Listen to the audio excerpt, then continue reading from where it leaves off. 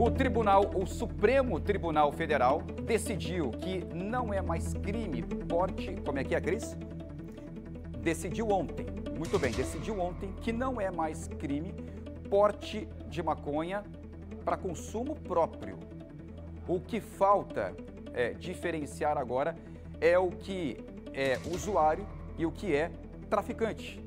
A quantidade que vai dizer isso será, para a gente entender melhor essa discussão, eu vou chamar para a conversa aqui o Carlos Daniel, que está analisando essa informação bem de perto e vai esclarecer para a gente agora ao vivo. Oi, Carlos Daniel, bom dia para você, bem-vindo ao Correio Manhã. Oi, João, bom dia para você e para toda a Paraíba ligada com a gente aqui no nosso Correio Manhã. Pois é, essa votação aconteceu ontem pelo Supremo Tribunal Federal, mas hoje acontece um novo passo, uma nova votação também no STF para definir as gramas que configurariam aí para uso pessoal ou configuraria tráfico de drogas. A gente vai conversar a partir de agora com o advogado criminalista Dr. Joás de Brito para entender um pouquinho mais sobre essa decisão e também se a descriminalização, doutor, for aprovada, o que muda? Bom dia. Bom dia. Hoje vamos ter essa votação no sentido de uma quantidade em gramas que seria tratado como presumido ou não a pessoa ser usuário ou traficante. E realmente é uma questão muito séria, que tem muitas nuances. Se, por exemplo, hoje houvesse um referendo ou um plebiscito sobre se a população aceita ou queria que seja implantada a discriminação, possivelmente a gente entenderia que não. Contudo, se for também feita uma pergunta, você quer que o usuário, o dependente químico, seja preso? Possivelmente também não. Então, nesse sentido, o que é que a gente observa? Que se, por um lado, é indigesto aceitar a prisão do simples usuário, por outro lado, qualquer ato condescendente com o adoecimento causado pelo vício pode também trazer a falsa impressão que a dependência não traz males, como também males para o corpo, para o organismo, como também para a sociedade. Advogado, e para a gente explicar na prática, qual a diferença entre descriminalização e a legalização? A descriminalização, ela vai,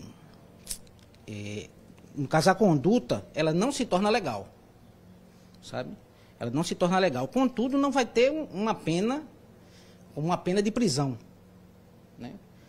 E mesmo se esse usuário seja reincidente, porque vai entender aí que existe um adoecimento. E ele vai passar, na verdade, como diz o artigo 28 da Lei 11.333, que tem umas penas, umas sanções alternativas. A primeira seria uma advertência. No caso, o usuário for preso, vai ali para o GCRIM e ele vai ser advertido sobre os males que o vício pode trazer, que a dependência traz.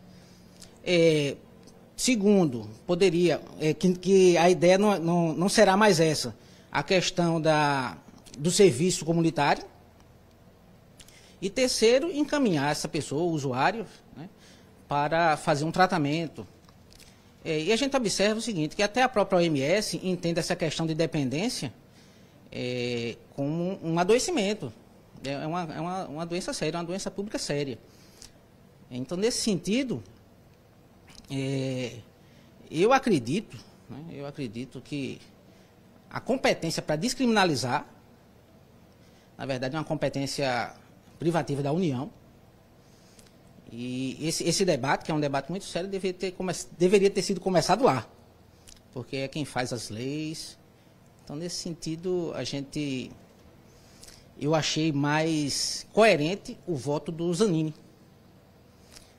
porque ele trouxe essa ideia também do adoecimento, que a sociedade realmente tem sofrido com o tráfico, mas a gente não pode jogar uma pena tão pesada no usuário, que realmente é um ser que está adoecido. Advogado, então, para a gente explicar também o que aconteceria caso o usuário ele for pego portando ali essa quantidade, até então discutida ainda no Supremo Tribunal Federal, quanto em relação às gramas, mas a partir do momento que ele for pego com essa quantidade, o que aconteceria com ele? Ele responderia penas sociais, no caso? Não, na verdade, hoje, se for aprovado, ele vai receber só sanções administrativas. E como eu falei, essa questão da advertência e também do encaminhamento a fazer tratamento. Advogado, obrigado pela participação e as informações ao vivo aqui no Correio Manhã. Como nós explicamos, João, hoje o Supremo Tribunal vota com relação a essa quantidade de gramas, né, que seriam criminatórias ou não. E, claro, a gente segue acompanhando todos os detalhes sobre esse assunto e informando ao longo da programação.